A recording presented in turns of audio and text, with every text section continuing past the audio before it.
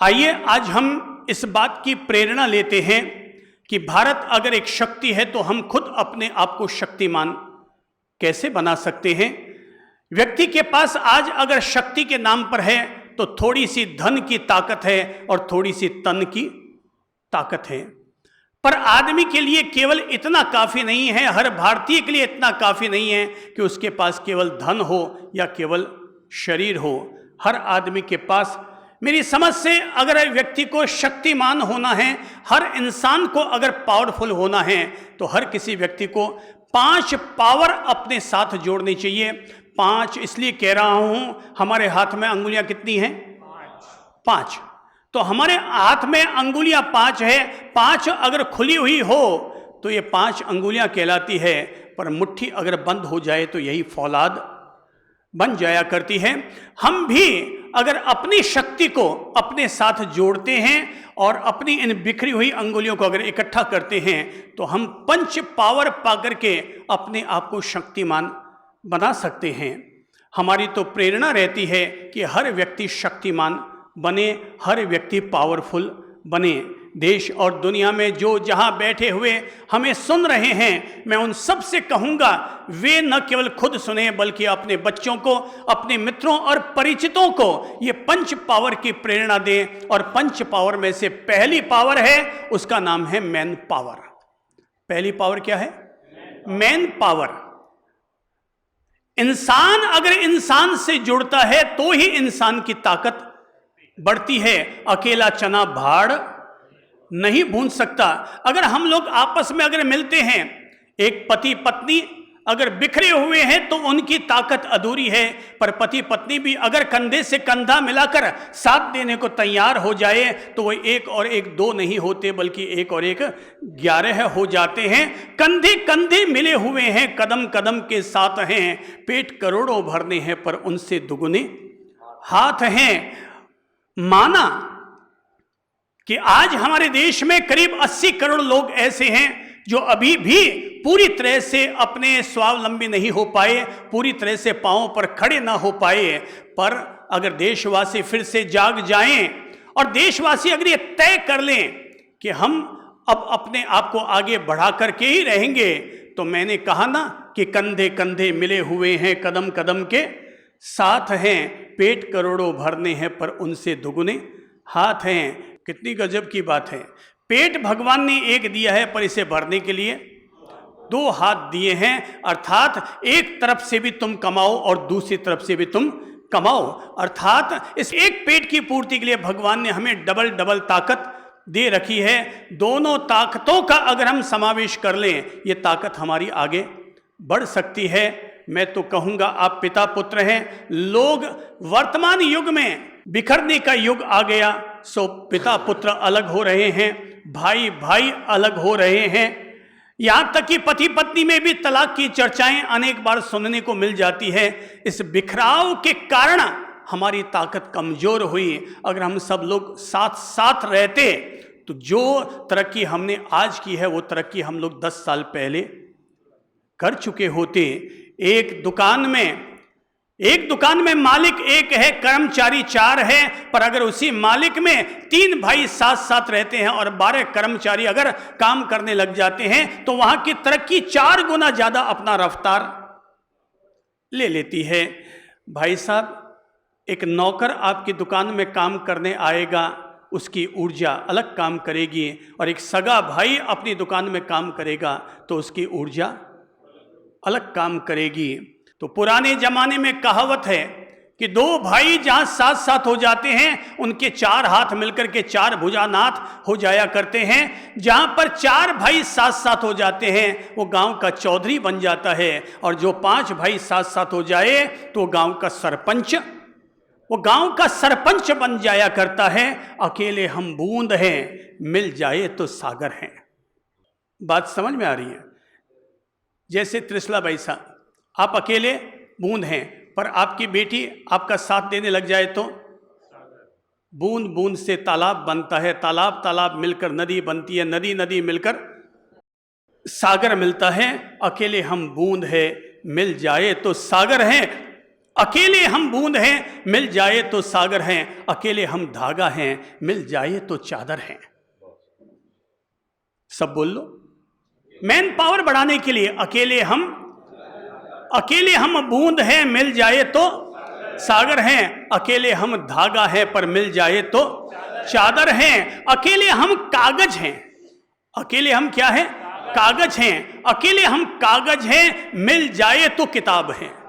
अकेले हम कागज हैं, मिल जाए तो किताब हैं। अकेले हम अल्फाज हैं, मिल जाए तो लाजवाब हैं। अकेले हम पत्थर हैं।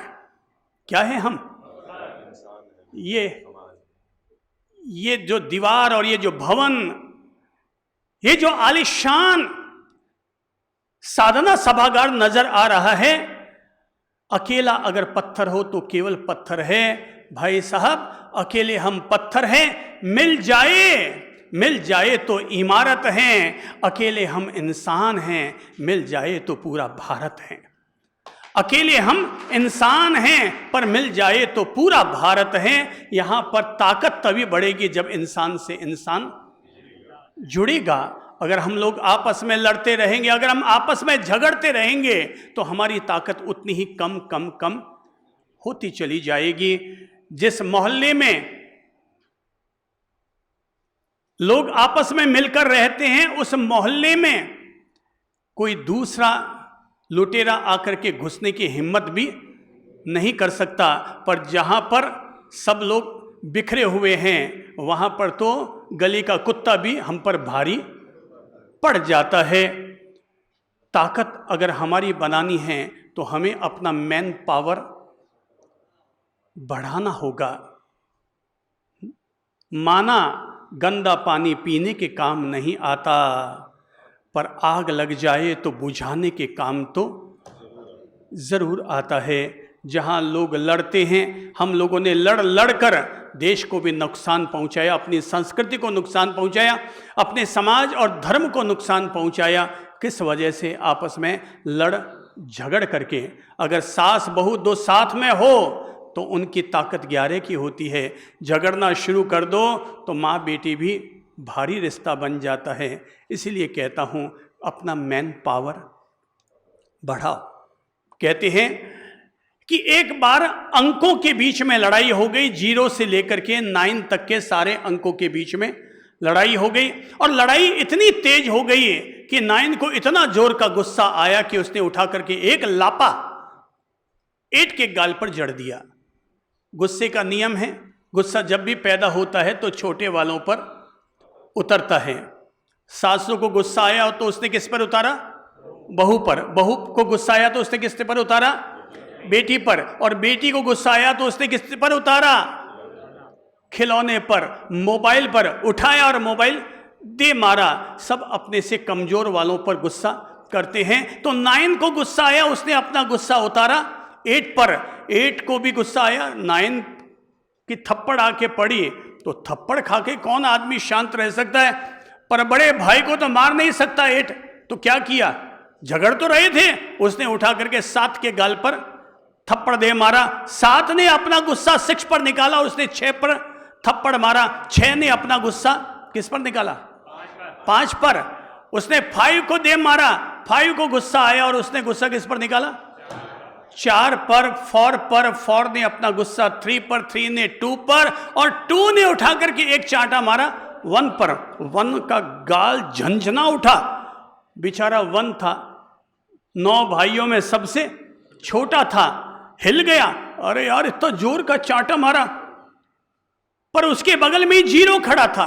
वो तो बिल्कुल अभी तक 1.5 साल का बच्चा था, छोटा सा 0। वो तो बिल्कुल घबरा गया। भैया भैया भैया भैया बोले, भैया तू घबरा मत, मुझे गाल पर थप्पड़ पड़ी तो मैं समझ गया कि चांटे का दर्द क्या होता है। भैया तू घबरा मत, मैं तुझे चांटा नहीं मारूंगा, मैं तुझ पर अपना गुस्सा नहीं निकालूंगा। ये गुस्से को छोड़ते हैं। आ भाई मेरे छोटे भाई, तू तो मेरे करीब आ जा। और उसने झट से अपने छोटे भाई 0 को अपने गले लगा लिया। और जैसे ही 1 ने 0 को गले लगाया, 9 9 रह गया, 8 8 रह गया, 7 7 रह गया, 4 3 3 रह गया, 2 2 रह गया। पर 1 ने जैसे ही 0 को गले लगाया, दोनों मिलकर के 10 हो गए। दोनों मिलकर के 10 बन गए, 10 के आगे बस। दोनों मिलकर के 10 बन गए। अपनी ताकत अगर बढ़ानी है, हम लोगों को अपनी पहचान बनानी होगी। कदम ऐसे चलो, कदम ऐसे चलो कि निशान बन जाए, और काम ऐसे करो कि पहचान बन जाए। जीने को तो सब जी रहे हैं, तुम ऐसे जियो कि तुम्हारा जीना ही औरों के लिए मिसाल बन जाए। तुम्हारा जीना ही औरों के लिए मिसाल बन जाए। अपना मैन पावर बढ़ाओ। आपकी पहचान होनी चाहिए। एक डॉक्टर से भी आपकी पहचान होनी चाहिए, एक पुलिस से भी आपकी पहचान होनी चाहिए, एक इंजीनियर से भी आपकी पहचान होनी चाहिए, एक चार्टर्ड अकाउंटेंट से भी आपकी पहचान होनी चाहिए, गली का जो पार्षद है उससे भी अपनी पहचान होनी चाहिए। कम से कम आपकी गली और मोहल्ले में इनमें से कोई भी व्यक्ति अगर रहता है तो बिना झिझक के उसके साथ दोस्ती अपनी कर लो। हर आदमी के जीवन में हो सकता है हमें ज़रूरत पड़ जाए तो कोई लाख रुपया हमें उधार दे पाए या न दे पाए, पर बहुत सारे काम ऐसे होते हैं जो बिना पैसे के भी एक दूसरे की हेल्प करके पूरे किए जा सकते हैं। अगर बही खाता लिखते समय हमसे कोई चूक हो गई, एक चार्टर्ड अकाउंटेंट हमारी मदद करेगा अगर हमारी उससे पहचान होगी तो। अगर हमारे न चाहते हुए भी अगर किसी से कलह हो गया तो ऐसी स्थिति में हमारा जो वकील दोस्त है वो हमारी ज़रूर हेल्प करेगा। आज अगर हमारे घर के बाहर एक कोई जीव जंतु जानवर बड़ा मर गया है तो हमारा पार्षद के साथ जो संबंध है, जो पहचान है, वो सीधी काम आएगी और वो एक फ़ोन के साथ ही आपका काम हो जाएगा। एक जज के साथ भी मित्रता रखो, एक डॉक्टर के साथ भी मित्रता रखो। रात को 2 बजे भी अगर घर में कोई बीमार पड़ गया, आप कहाँ इधर उधर भागते फिरेंगे, पर अगर आपका कोई डॉक्टर मित्र है वो ज़रूर आपके काम आएगा। सारे संबंध पैसे से नहीं होते, बिना पैसे के भी बहुत सारे संबंध होते ही होते हैं। इसलिए हर आदमी को ऐसे लोगों से पहचान रखती ही चाहिए। जिससे जितनी पहचान बढ़ाओगे हमारा मैन पावर बढ़ता चला जाएगा। आपने कभी समझा नहीं है कि भारत में किस जाति वालों को ज़्यादा लाभ मिल जाता है? तो मैं कहूँगा उन लोगों को ज़्यादा लाभ मिल जाता है जिनका मैन पावर मजबूत होता है। पार्षद जो बार बार जीतता है उसने अपना मैन पावर बढ़ा रखा है, इसलिए वो जीतता है। और जिसने मैन पावर नहीं बढ़ाया वो पार्षद भी पराजित होता है, वो विधायक भी हार जाता है, वो एमपी भी शिकस्त का उसे सामना करना पड़ता है। इसलिए हर आदमी के लिए ज़रूरी है वो अपना मैन पावर बढ़ाए। अगर किसी व्यक्ति को विधायक या पार्षद चुनाव पर खड़ा होना है तो मैं कहूँगा 5 साल तक तुम टिकट लेने के लिए ज़रूरत मत करो, तुम अपना मैन पावर बढ़ाने का काम करो। मैन पावर अगर तुम्हारे साथ है, कोई पार्टी टिकट देगी तो भी तुम जीत जाओगे और नहीं देगी तो भी तुम जीत जाओगे। क्यों? क्योंकि मैन पावर उसके साथ है। इसलिए मैंने कहा अकेले हम बूंद हैं पर मिल जाए तो सागर हैं, अकेले हम धागा हैं पर मिल जाए तो चादर हैं। ये देखिए ना, नीलमदा सामने बैठी है तो मैंने कई बार गौर किया कि कभी अगर मंच पर इन्हें बुलाते हैं, ये वैसे बड़े बड़े पदों पर रहती है, पर जब भी इनको सम्मान देने या दिलाने या लेने के लिए जब भी मंच पर बुलाते हैं तो अपने अगल बगल में जितनी भी बहनें बैठी रहती है, अपने क्लब की जितनी भी बहनें सदस्य रहती हैं उनको सबको साथ में ले आती है, कहती है आइए आइए आप भी हाथ लगाइए, आप भी हाथ लगाइए, आप भी आ जाइए। ऐसा करने से क्या होगा? कोई बोलेगा क्या होगा ऐसा करने से? उनका मैन पावर बढ़ेगा, उनका बहुमत बढ़ेगा। और अगर अकेले ही कोई भी व्यक्ति खड़ा होकर के सम्मान ले लेगा और दे देगा तो भाई साहब फिर वो अकेला चना ही रह जाएगा, और अकेला चना भाड़ नहीं भूंजता। ये सीखने और सिखाने की बात है। नाम लेने का उद्देश्य मेरा ये रहता है कि आप लोग उस व्यक्ति को अपने सामने रोज देखते हैं और इस बात को देख करके अपने लिए प्रेरणा ले सकते हैं। तो कुल मिलाकर के मैं कहूँगा अपना मैन पावर बढ़ाओ। इसी दीपावली को ही सही आपके मोहल्ले में जो चार्टर्ड अकाउंटेंट रहते हैं, जो पार्षद महोदय रहते हैं, जो डॉक्टर रहते हैं, आधा आधा किलो फीनी की ले लीजिएगा, आधा किलो लड्डू या पेड़ा ले लीजिएगा और बड़े प्रेम से दीपावली के अगले दिन जब एक दूसरे का अभिवादन करने के लिए, रामा श्यामा करने के लिए जब जाते हैं, तो जाना, पांव छू के प्रणाम करना। ओ भाई तुम कौन हो? अंकल मैं आपके मोहल्ले में रहता हूँ, यहीं बस 6 मकान छोड़ के मेरा घर है। ओह आओ आओ भाई, अंकल ये आपके लिए गिफ्ट लेकर के आया हूँ, कृपा करके ये लड्डू ले लीजिए। अरे भाई तूने मेरा इतना ख्याल रखा, तो लड्डू लेकर के आया है।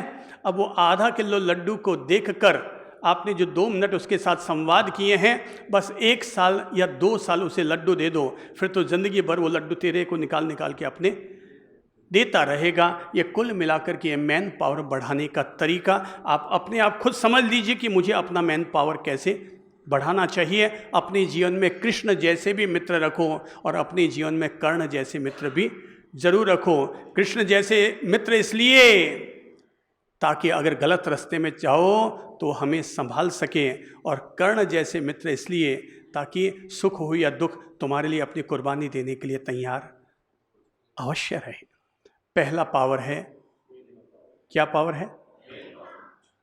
5 अंगुली में से पहली अंगुली अपन ने मजबूत कर ली है, और वो है मैन पावर। और जिसको भी लगता है मेरा यार मैन पावर अभी भी कमज़ोर है, वो हर व्यक्ति अपना मैन पावर बढ़ाए, क्योंकि इस खुद गर्ज दुनिया में, इस स्वार्थी दुनिया में पता नहीं कब किस से काम निकालना पड़ जाए, इसका कोई पता नहीं होता है। पहला पावर है मैन पावर, दूसरा पावर है मैनेजमेंट पावर। दूसरा पावर है मैनेजमेंट पावर। हर किसी व्यक्ति को अपनी जीवन को सुव्यवस्थित तरीके से जीना जरूर आना चाहिए। लोगों को MBA करके बिजनेस मैनेजमेंट तो सिखाया जाता है, लेकिन हम लोगों को लाइफ मैनेजमेंट करने की प्रेरणा अवश्य देते हैं कि अपना मैनेजमेंट पावर जबरदस्त रखो। विदेशों में और हमारे देश में ये बुनियादी फर्क है। जो तरक्की हम लोगों ने 75 साल में पाई है, अगर हमारे यहाँ पर मैनेजमेंट पावर मजबूत होता तो वो सफलता, वो तरक्की हम लोग 50 साल पहले पा चुके होते। मेरा ये मानना है कोई भी व्यक्ति अपने घर में लागू करे मैनेजमेंट, परिवार में लागू करे मैनेजमेंट, अपनी फैक्ट्री में लागू करे मैनेजमेंट। अब हालत तो ये हो रही है, आज एक दादी अपनी पोती को डांटने की भी हिम्मत नहीं रख पाती है, तो तेरा मैनेजमेंट पुअर है। पहले जमाने में घर में पापा जी घर में आ गए ना, या दादाजी घर में आ गए, तो घर में कर्फ्यू लग जाता था। घर की बहू बेटियों की कमरे से बाहर निकलने की हिम्मत नहीं होती थी, ये उनका मैनेजमेंट था। हमारा मैनेजमेंट पावर हम लोगों ने कमजोर कर दिया, तो परिणाम ये निकल कर आया कि हमारे छोटे लोग ही हम पर हावी होते चले गए। कुल मिलाकर के हम में से हर किसी व्यक्ति को अपना मैनेजमेंट सही लागू करना ही चाहिए। हर चीज व्यवस्थित रखो, जैसे कंपनी व्यवस्थित तरीके से चलाई जाती है, ऐसे ही घर को भी व्यवस्थित तरीके से चलाओ। यहां तक कि बच्चों को अगर पॉकेट मनी मिलती है तो मैं कहूंगा उसको भी ढंग से सुव्यवस्थित तरीके से अगर बच्चा खर्च करेगा तो वो भी उसमें 2 पैसे बचा लेगा, वरना हर 15 दिन होते ही कहेगा पापा वो तो पैसे खत्म हो गए और दो ना।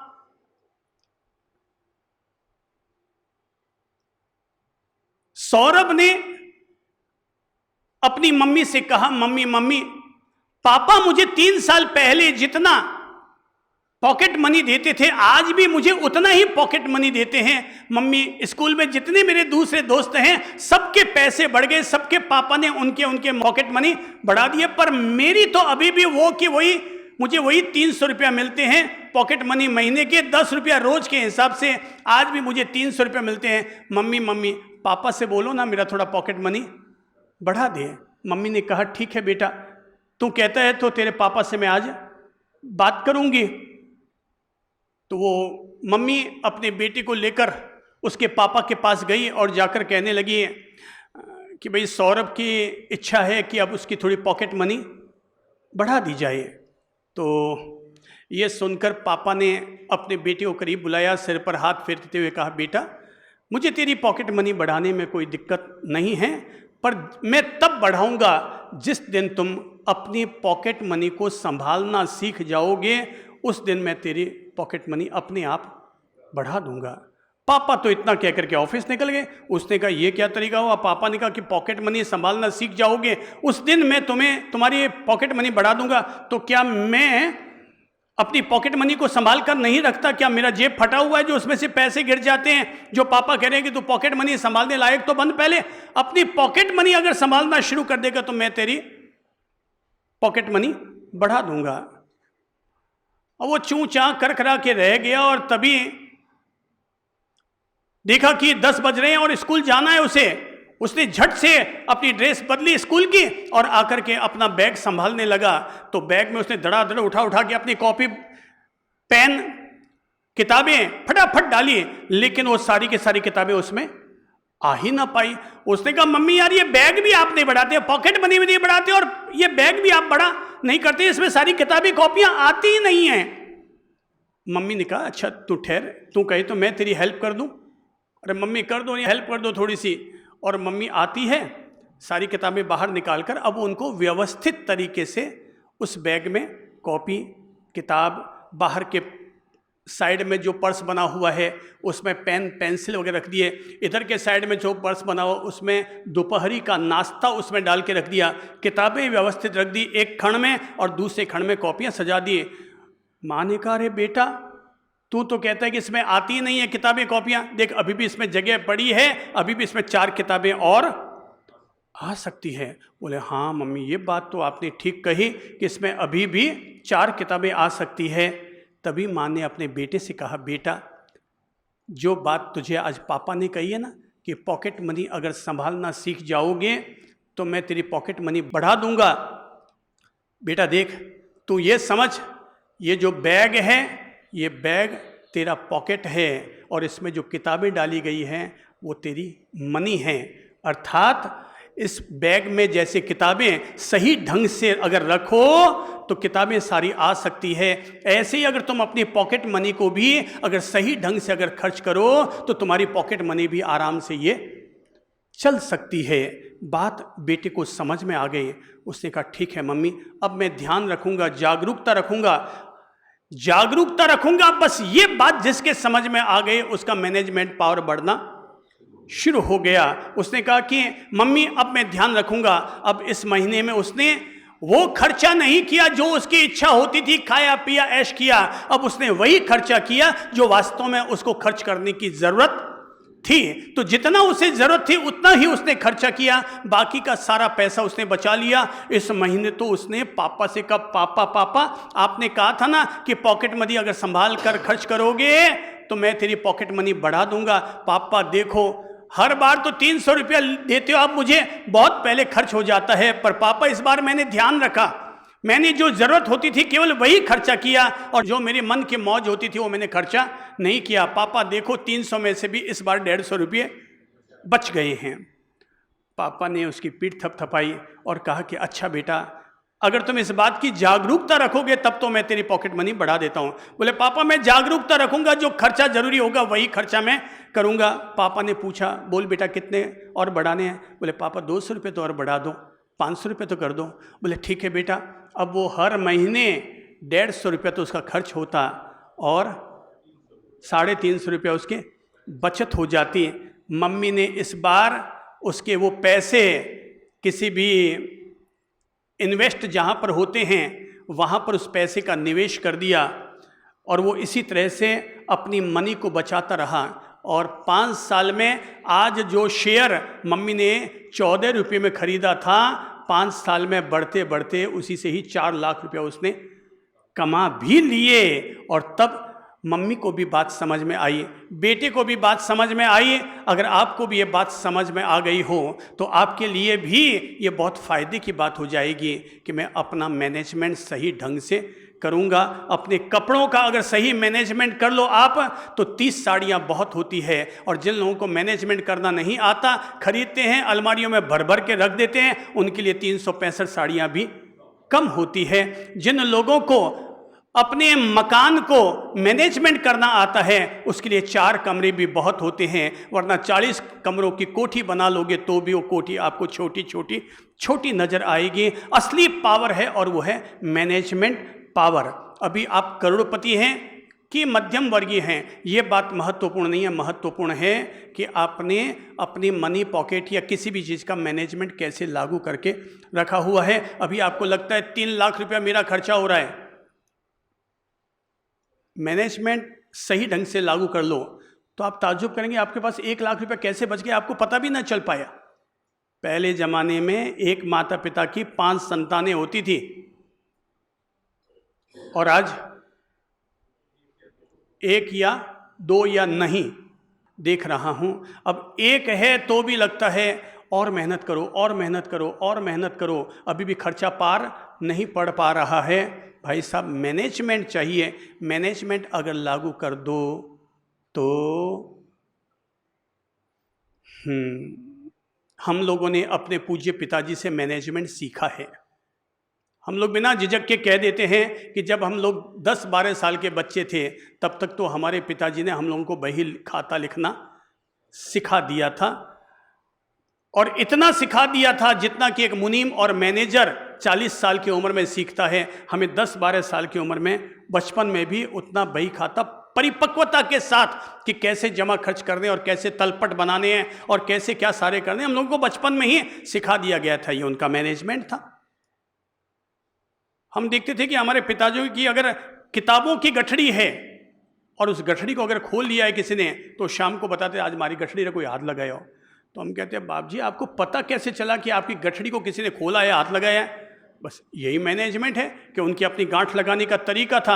अब मेरे किताबों का गठड़ी अगर मैं खोलूंगा और मैं गांठ लगाऊंगा तो मेरी गांठ अलग तरह से लगेगी और उनकी गांठ अलग तरीके से लगेगी। अब उनकी गांठ और मेरी गांठ में फर्क तो होगा ही होगा, और वो उस गांठ को देख करके समझ जाते थे कि मेरी गठड़ी को किसी ने खोला है। कुल मिलाकर के मैनेजमेंट लागू करो। देखिए, सीखने के लिए आपको बता रहा हूं। एक बार हमारे पिताजी महाराज ने रात को 2 बजे हम लोगों को जगाया। उस समय उनके मौन व्रत था, करीब 3 वर्ष तक उनका अखंड मौन व्रत चला था। तो मौन व्रत था तो उन्होंने रात को 2 बजे ताली बजाई। मौन में बोल तो नहीं सकते तो संकेत तो कोई ना कोई देना ही पड़ेगा। उन्होंने 2 बार ताली बजाई।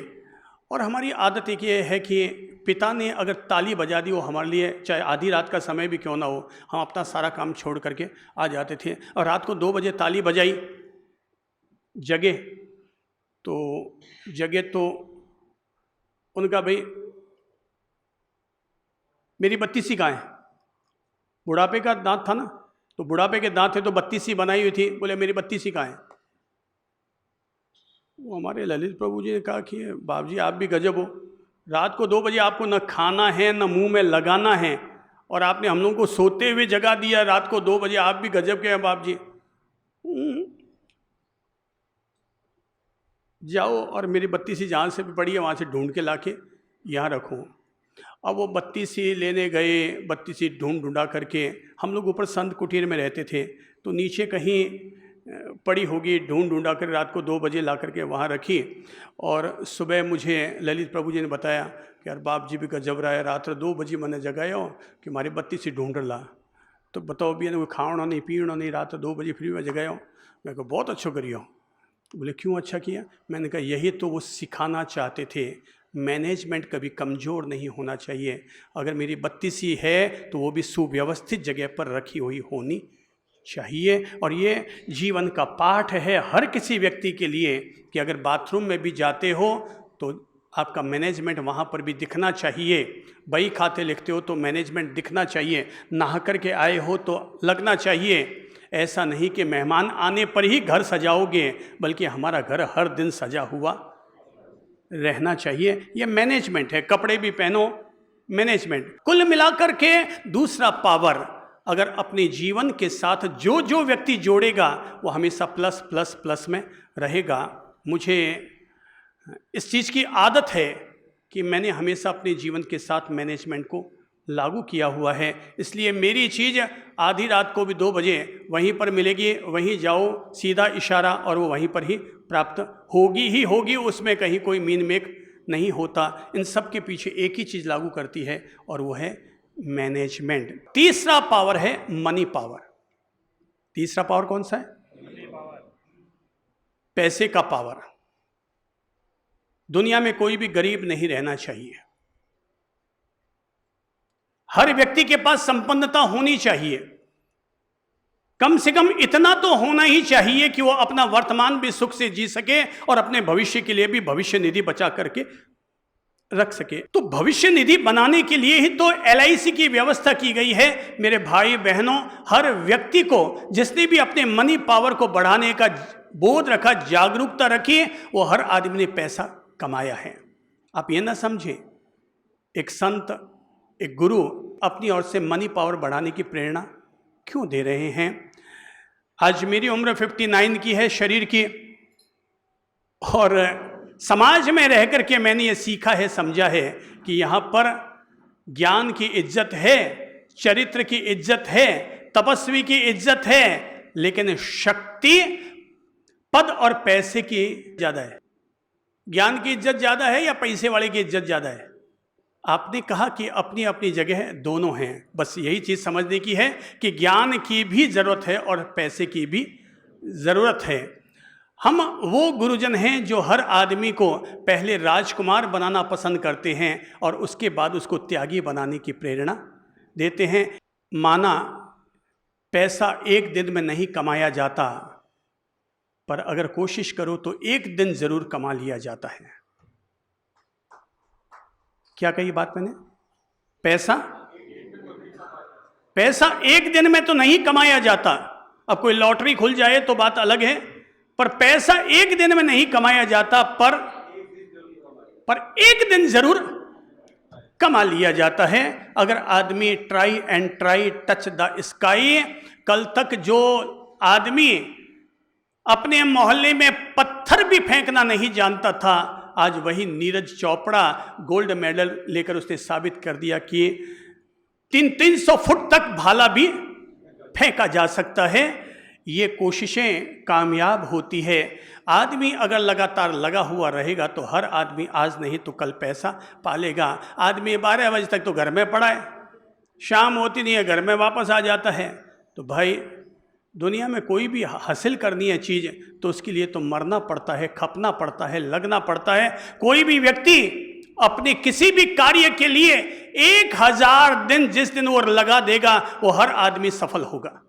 चाहे आप धूल मिट्टी बालू का काम शुरू कर दो, पापड़ बड़ी खींची का काम शुरू कर दो, चाहे जवाहरात का काम शुरू कर दो, ये मत कहो कि भाग्य मेरा साथ नहीं देता, बल्कि तेरी मेहनत तेरा अभी साथ नहीं दे रही है। तो अगर मेहनत करता चला जा तो भाई साहब ध्यान रखो, कर्म ही कल्प वृक्ष होता है और कर्म ही वरदान देने वाली कामधेनु गाय होती है। कुल मिलाकर के अगर जिसको भी अपना मनी पावर बढ़ाना है, केवल लगना पड़ता है। जो भी लगा है, जब खोदते खोदते गड्ढा भी कुआं बन सकता है, तो आप अपने आप में संपन्न और समृद्ध व्यक्ति क्यों नहीं बन सकते? हर व्यक्ति समृद्ध होगा तभी तो भारत समृद्ध होगा। अगर लोग ही गरीब हैं तो लोगों के समूह का नाम ही तो भारत है। अगर लोग गरीब हैं तो भारत भी तो अपने आप में गरीब का गरीब बना हुआ रहेगा। समृद्धि चाहिए तो अपना मनी पावर बढ़ाना होगा। कैसे बढ़ाएं? एक भिखारी भीख मांगने का काम करता। अब आपको बताता हूं भिखारी से अमीर कैसे हुआ जा सकता है। कोई भी व्यक्ति अगर मेरी बात को समझ लेगा, वो हर आदमी अपने लिए नए नए द्वार खोलना शुरू कर देगा। तो एक भिखारी भीख मांगा करता था और वो अक्सर ट्रेन में चढ़ जाता था। इस स्टेशन पर चढ़ता और अगला स्टेशन आता 40 मिनट 45 मिनट तक, तब तक पूरे ट्रेन में वो भीख मांगने का काम करता और अगले स्टेशन पर वापस उतर जाता। फिर अगली जब ट्रेन आती तो उसी पर चढ़ करके इस स्टेशन तक वापस लौट आता। तो जाते समय भी कमाई करता और आते समय भी कमाई करता, और ऐसा करते करते उसको 50 साल हो गए थे, फिर भी वो भिखारी का भिखारी है। भीख मांगने वाला आदमी कभी अमीर नहीं हो सकता। भीख मांगना ही अपने आप में एक ओछा काम है, और ओछा काम करने वाला कभी ऊंचाई तक नहीं पहुंच सकता। एक दिन वो ट्रेन के डिब्बे में फर्स्ट क्लास में पहुंच गया और उसने सामने एक पैंट सूट टाई पहने हुए एक आदमी से कहा, अंकल अंकल, सर कुछ दीजिए। सर ने उसकी तरफ देखा, बोले भाई क्यों दूं तेरे को? बोले साहब मैं भिखारी हूं। बोले भिखारी है तो क्या हुआ, पर मैं फोगट में तुझे पैसे क्यों दूं? मैं तो व्यापारी हूं, अगर मुझसे कुछ लेना है तो वापस बदले में कुछ दे। भिखारी चौंका, यार मेरे पास देने के लिए भिखारी और कुछ दे सके ये तो कभी उसने सोचा ही नहीं। उसने कहा मेरा नियम है, मैं व्यापारी हूं, कुछ देता हूं तो कुछ लेता भी अवश्य हूं, बिना लेन देन किए मैं किसी के साथ अपना संबंध नहीं बनाता। अब भिखारी ने सोचा यार कौन मगजमारी करे, वो तो आगे बढ़ गया भिखारी। ट्रेन में से उसने भीख ली और जब ट्रेन से उतर गया, खाना खा रहा था, बार बार उस व्यापारी का, उस आदमी का कहा हुआ वाक्य उसे याद आ रहा था, मैं तो व्यापारी हूं, बिना कुछ लिए देने का व्यवहार नहीं करता हूं, कुछ तेरे पास देने को हो तो ले आ। अब बोले कि मैं क्या दूं क्या दूं, बात तो उसने ठीक कही थी कि आखिर मैं कब तक भीख मांगता रहूंगा, मुझे तो वापस कुछ ना कुछ देना आना चाहिए। वो इस तरह से कुछ सोच रहा था कि तभी उसकी नज़र स्टेशन के बाहर फूल बेचने वाले पर गई। उसने सोचा हाँ ये ठीक है, फूल बड़े सस्ते आते हैं, मैं एक काम करता हूँ, इससे 5 रुपये के फूल खरीद देता हूँ। अब जो भी व्यक्ति मुझे भीख देगा मैं उसके बदले में एक फूल उसे गिफ्ट दूंगा। अब ट्रेन में वापस वो सफ़र करता है, इधर भीख लेता है और उधर एक गुलाब का फूल उसे समर्पित कर देता है। लोग बड़े चमत्कृत होते हैं, यार ये बड़ा गजब का भिखारी है, भीख लेकर के वापस एक गुलाब का फूल भी दे रहा है। अब लोगों को तो ऐसा मजा आने लगेगा कि अगर ये हमें गुलाब का फूल दे रहा है इसका मतलब हमारा काम पूरा फतेह हो जाएगा। अब तक उसे जितनी भीख मिलती थी अब उससे उसको 4 गुना ज़्यादा भीख मिलने लग गई है। एक दिन फिर वो ऐसे ही सवारी कर रहा था, भीख मांग रहा था, लोगों को फूल दे रहा था, अचानक वही आदमी उसी फर्स्ट क्लास में फिर नजर आ गया। उसने कहा सर आज मेरे पास आपको देने के लिए कुछ है। बोले क्या है? तो उसने कहा ये लीजिए सर फूल। तो उसने भी जेब से निकाल करके 5 रुपये दे दिए, फूल ले लिए। और तब उस आदमी ने कहा ओ तो इसका मतलब अब तुम व्यापारी बन गए हो, अब तुम भिखारी नहीं रहे, अब तुम व्यापारी बन गए हो, इस हाथ से लेते और उस हाथ से वापस देते भी हो, अब तो तुम व्यापारी बन गए हो। और ये बात उसके दिमाग में घर कर गई कि अब मैं व्यापारी बन गया हूँ, व्यापारी बन गया हूँ। वो ट्रेन से नीचे तो उतर के आ गया स्टेशन पर, और जब अपना भीख में लाया हुआ मांगा हुआ खा रहा था, उसके मन में बार बार आ रहा था उस सर ने मुझे कहा था अब तुम व्यापारी बन गए हो, व्यापारी बन गए हो। अरे हाँ यार मैं व्यापारी, क्या मैं व्यापार कर सकता हूँ, क्या मैं व्यापारी बन सकता हूँ? और तभी फिर उसकी नज़र उसी फूल वाले पर गई और उसके मन में आया हाँ अब मैं व्यापार करूँगा, अब मैं व्यापारी बनूंगा। वो फूल वाले के पास गया, कहा भैया मैं भी तेरे पास बैठना चाहता हूं, आज मैंने जितनी कमाई की है मैं आज उतने रुपयों के फूल खरीद करके तुम्हारे पास बैठ रहा हूं। उसने कहा बैठ रहा है, पहले अपने हुलिया तो चेंज करवा के आ। वो गया और फटाफट अपने सेविंग वेविंग किए, बाबू साहब बन गया, नए कपड़े पहन करके आ गया। फूल वाले के बगल में अपनी दुकान लगा करके सड़क पर बैठ गया। दिन भर में उसने फूल बेचे और शाम को पैसा कमाया। उसे एक अलग अद्भुत सुकून मिला।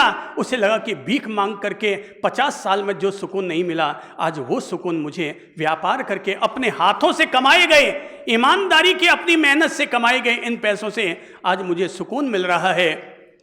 अगले दिन फिर फूल लेकर के आया। धीरे धीरे उसने फूल बेच बेच करके इतने पैसे कमा लिए, उसने फूल की दुकान लगा ली। अब तो फूल और कमाने लग गया और करते करते वो मंडी का बहुत बड़ा व्यापारी बन गया, फूलों का व्यापारी बन गया। अब तो मॉल लग गया उसके, और दुनिया में जो फूल कहीं नहीं मिलते वो फूल उसके यहाँ मिलने शुरू हो गए। एक दिन वो किसी दूसरे शहर में फूल का व्यापार करने के लिए, फूल का ऑर्डर लेने के लिए किसी बड़ी शादी में, किसी राजशाही शादी में फूलों का ऑर्डर लेने के लिए जा रहा था। उसी ट्रेन में फर्स्ट क्लास के डिब्बे में वो बैठा था। आज उसकी टिकट भी फर्स्ट क्लास की थी, और जैसे वो फर्स्ट क्लास की टिकट लेकर के उस ट्रेन के डिब्बे में बैठा, कौन मिला? वो ही पुराना व्यापारी। और उसने उनके पास बैठकर कहा good morning sir, good morning. हाँ भाई आओ आओ भाई, good morning good morning. Sir आपने मुझे पहचाना? नहीं भाई मैंने आपको नहीं पहचाना, कहीं पहले नहीं देखा। भाई देखोगे कैसे, कल तक मैं भिखारी था, आज मैं व्यापारी बन गया, तो भिखारी और व्यापारी में कुछ तो अंतर आ ही गया होगा। जैसे उसने कहा कि भिखारी, अरे यार तुम कहीं वो फूल देने वाले वही तो भिखारी नहीं हो? सर मैं वही भिखारी हूं जो आज व्यापारी बन गया हूं। आपके शब्दों ने मेरा कल्याण कर दिया। आपने पहले कहा था कि मैं लेन देन करता हूं तभी वापस कुछ देता हूं, तो मुझे फूल आपको देने की प्रेरणा मिली। और अगली बार में आपने जैसे ही मैंने कहा कि फूल देता हूं, आपने कहा अब तू भी व्यापारी बन गया, इस हाथ लेता और उस हाथ देता है, तो अब मैं व्यापारी बन गया हूं। आपके इस शब्द ने मुझे एक नया रास्ता दिया और मुझे लगा कि अब मैं भिखारी नहीं, मैं व्यापारी व्यापारी व्यापारी बन चुका हूँ और मैंने व्यापार करना शुरू कर दिया। सर, आज मैं बहुत खुश हूँ, आज मेरे पास कार भी है, घर का बंगला भी बन गया है, मेरे पास मॉल भी है और दुनिया भर के सारे फूल मेरे पास उपलब्ध हैं। उस व्यक्ति ने खड़े होकर उस व्यक्ति को गले लगाया और कहा कि मुझे जिस दिन तुम सामने आए थे, मैंने उसी दिन समझ लिया कि अगर मैं इसको कुछ प्रेरणा दूं तो ये कुछ बन सकता है। मुझे खुशी है, मैंने भिखारी को व्यापारी बना दिया। मुझे खुशी है कि मैंने एक भिखारी को व्यापारी बना दिया। तुम अगर अपना मनी पावर बढ़ाना चाहो, वो हर आदमी अपना मनी पावर बढ़ा सकता है, बस केवल अपने आप को समझने और जगाने की जरूरत है। समाज में गरीब को कोई नहीं पूछता है, गरीब की कोई इज्जत नहीं होती। तुम ज्ञानी हो, सम्माननीय हो, चरित्रशील हो, सम्माननीय हो, पर सबसे पहले चाहिए और वो है आपके पास मनी पावर हो। हाँ, इतना जरूर ध्यान रखो कि हमारा मनी पावर तो हो, लेकिन कमाई 3 तरह की होती है, बाप कमाई, पाप कमाई और आप कमाई। कितनी तरह की कमाई? 3 तरह की। कौन कौन सी? बाप कमाई, दूसरी पाप कमाई और तीसरी आप कमाई। मम्मी पापा हमारे लिए जो माल छोड़ के गए वो बाप कमाई हो गई। वो आपके पास में वो बेटा बैठा है, अभी उसके पास फोन है, स्मार्टफोन है, किसकी कमाई का है? हैं? बाप कमाई। वो ठीक कह रहा है कि बाप कमाई है। उसके पास स्मार्टफोन है, पर किसकी कमाई का है? बाप कमाई का। अक्सर बच्चों के सबके पास स्मार्टफोन होते हैं, पर दादाजी के पास अभी भी वही 1000 रुपये वाला फोन, बोले बात करनी और कहीं करना है, बस अभी भी आराम से हमारा काम चल रहा है। क्यों? वो ऐसा क्यों सोचते हैं? क्योंकि वो उनकी आप कमाई का है। पाप कमाई, बाप कमाई और आप कमाई। बाप कमाई पर ऐश मत करो, क्योंकि पिता का ऋण चढ़ जाएगा। पाप कमाई मत अर्जित करो, वरना वो धन कभी भी आपको बरकत नहीं देगा और भव हमें भ्रमण करना पड़ेगा। और तीसरा है, वो है आप कमाइए। अपने बलबूते, अपनी मेहनत से जो आपने कमाया है वही आपका सच्चा धन हुआ करता है। मैं मनी पावर बढ़ाने की बात करता हूं, पर मनी पावर के साथ साथ में ये भी प्रेरणा दे रहा हूं, वो आप कमाई होना चाहिए। बाप कमाई भी चल जाएगी, पर पाप कमाई तो कभी नहीं होनी चाहिए। हम सब लोगों को प्रेरणा लेनी चाहिए कि जब भारत और पाकिस्तान का बंटवारा हुआ, दोनों देशों का, और दोनों देश जब आजाद हुए, तो सिंधी लोग पाकिस्तान से शरणार्थी बनकर के भारत में आए। आज कोई भी उनमें शरणार्थी है क्या? क्यों? उन्होंने मेहनत करके पैसा कमाया, मनी पावर अपना मजबूत कर लिया। कल तक वो शरणार्थी थे, आज वो परमार्थी हैं। आज वो कल्याण के काम करते हैं, चैरिटी के काम करते हैं, परोपकार के काम करते हैं। जैनों को ले लो, ना कोई नेता बनता उनमें, ना कोई एमएलए एमपी बनने की सोचता है, ना कोई आईएएस बनने की होड़ है उनमें, मगर फिर भी सारा समाज समृद्ध है। सारे समाज का मनी पावर बहुत स्ट्रांग है, क्योंकि इन लोगों ने पाप कमाई को कभी अपने जीवन के साथ नहीं जोड़ा। इसलिए हजारों साल तक ये समाज हमेशा समृद्ध का समृद्ध बना हुआ रहा है। पाप कमाई अगर इनके घरों में आती तो ये कभी के कंगाल हो जाते, पर इन लोगों ने हमेशा अपने जीवन के साथ नैतिकता को जोड़ कर रखा। इसलिए चौथा पावर हर आदमी के साथ जरूरी है, वो है मॉरल पावर। चौथा पावर कौन सा है? Moral power. हर आदमी के पास नैतिकता और प्रामाणिकता होनी ही चाहिए। कर्म तेरे अच्छे हैं तो किस्मत तेरी दासी, और नीयत तेरी साफ है तो घर में मथुरा काशी। आजकल हमारे देश में एक नई संस्कृति ने डेवलपमेंट किया है, वो है मॉल। जैसे आप नेशनल हैंडलूम में जाइए, या उसके बगल में और 2-3 मॉल बने हुए हैं, वहां पर जाइए। वहां क्या भावताव होता है क्या? है? नहीं होता, फिक्स रेट है। तो कोई तरह का भाव ताव नहीं होता। जितना उन्हें कम करना है उतना उन्होंने कम कर दिया है, क्योंकि उन्हें पता है कि अगर जनता को हमारी तरफ आकर्षित करना है, अगर हम छपे हुए रेट पर बेचेंगे तो कोई हमारी दुकान पर नहीं आएगा और लोग भावताओ भावताओ भावताओ करते रहेंगे, तो एक निर्धारित रेट उन्होंने निर्धारित कर दी है, फिक्स कर दी। तो परिणाम क्या हुआ? चाहे सेठ जाए, चाहे सेठ का बेटा जाए या सेठ का स्टाफ जाए, तीनों के लिए ये है मॉरल पावर।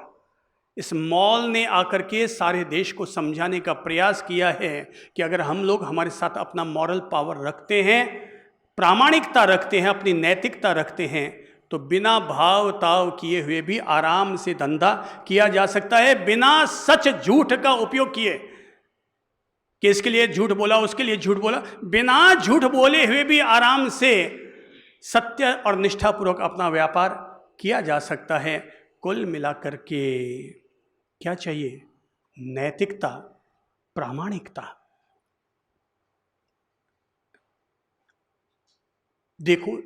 देखते हैं सामने, अपने सामने डॉक्टर पामीचा बैठे हैं। मैं उनसे ही अगर पूछता हूं तो आप मुझे सच सच बताइए कि एक डॉक्टर किसी मरीज को देख करके अपनी फीस लेता है, बिल्कुल नैतिकता की बात है। पर एक डॉक्टर अगर एमआरआई करवा रहा है, ब्लड जांच करवा रहा है, सीटी स्कैन करवा रहा है, कहीं पर भी एक्सरे करवाने जा रहा है, क्या डॉक्टर साहब आप बताने का कुछ अनुग्रह करेंगे कि क्या लोग इसमें अपना, डॉक्टर लोग अपना बीच में कुछ परसेंटेज जोड़ते हैं कि नहीं जोड़ते हैं? आपको क्या पता है, जानकारी क्या है, आपको बताइए ज़रा। उनका कमीशन है। एक डॉक्टर ने अगर अपनी फीस ली है मरीज को देखकर, वहाँ तक लेना उसकी नैतिकता है, पर जगह जगह चेक करवाने के लिए जो भेजा है उसका कमीशन लेना नैतिकता है कि अनैतिकता है? अनैतिकता है। ये हुई असली बात।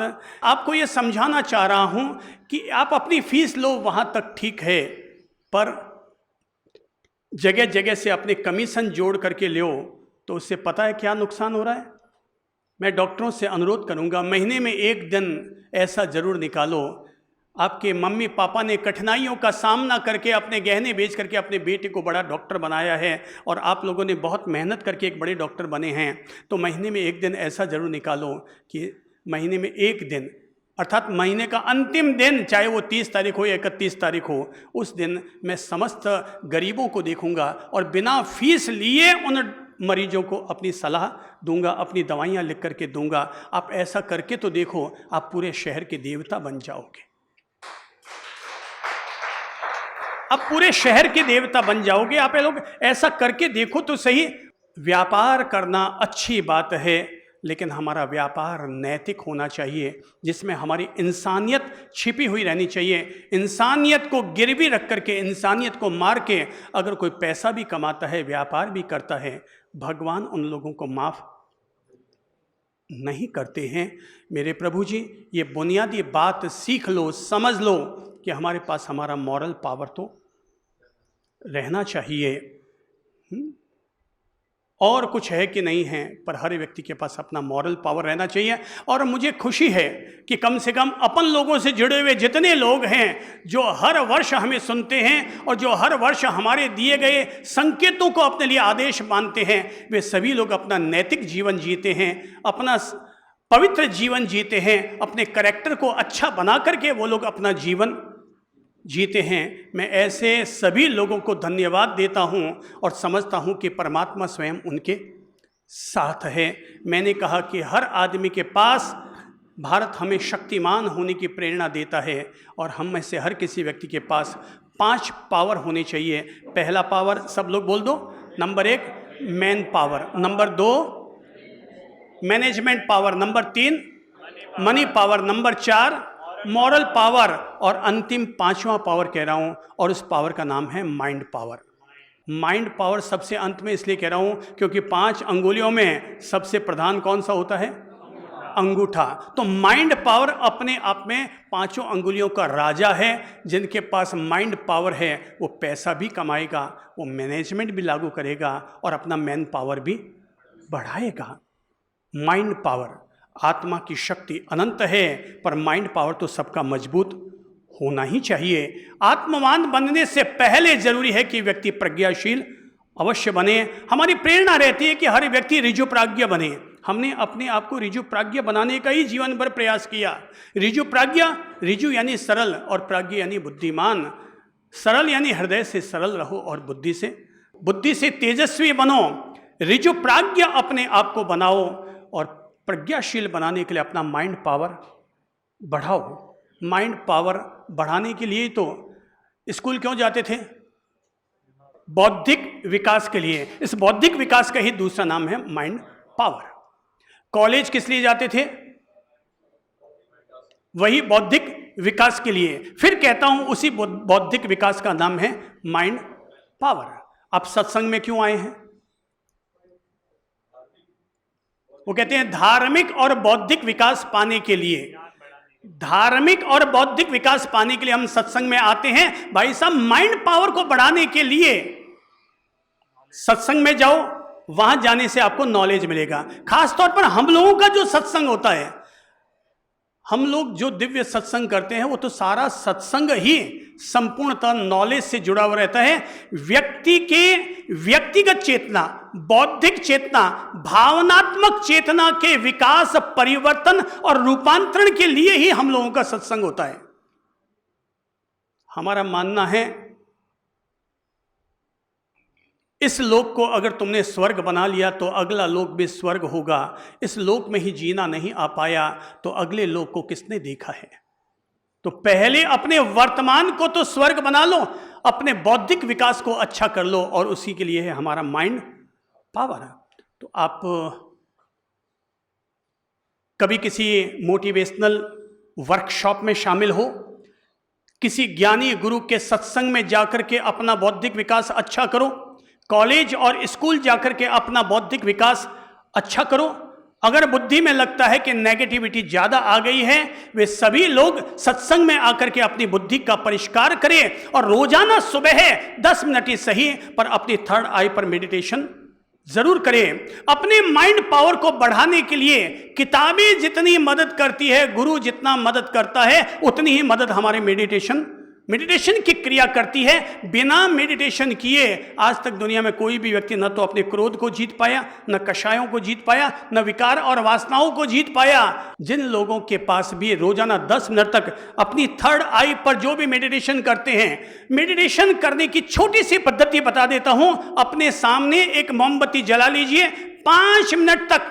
सभी बच्चे खास तौर पर ध्यान से सुने, जो लोग भी अभी तक विद्या और ज्ञान से जुड़े हुए हैं वो लोग तो जरूर करें, पर अगर हर व्यक्ति देश का करता है तो हर व्यक्ति के लिए माइंड पावर बढ़ेगा। और वो है अपने सामने या तो घी का दीपक जला लो या मोमबत्ती जला लो, अपने सामने जलती हुई ज्योत देखो, 5 मिनट तक खुली आंखों से उसे ज्योत को लगातार देखते रहो, कंसंट्रेट होते जाओ। अपने आप केवल 5 मिनट लगातार देखना है, बस देखते जाओ, जलती हुई ज्योत, उसको देखते जाओ, देखते जाओ, देखते जाओ।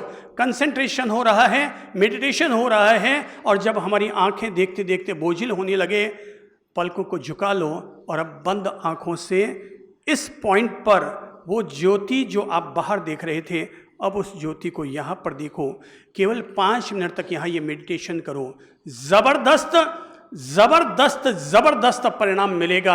आपका माइंड पावर बढ़ेगा, प्रज्ञा जागृत होगी, बुद्धि आपकी तेजस्वी होगी, मन पर हमारी विजय प्राप्त होगी, मन की चंचलता कम होगी, पीस ऑफ माइंड की स्थिति अपने आप हमारे साथ सध जाएगी केवल एक मेडिटेशन करने से।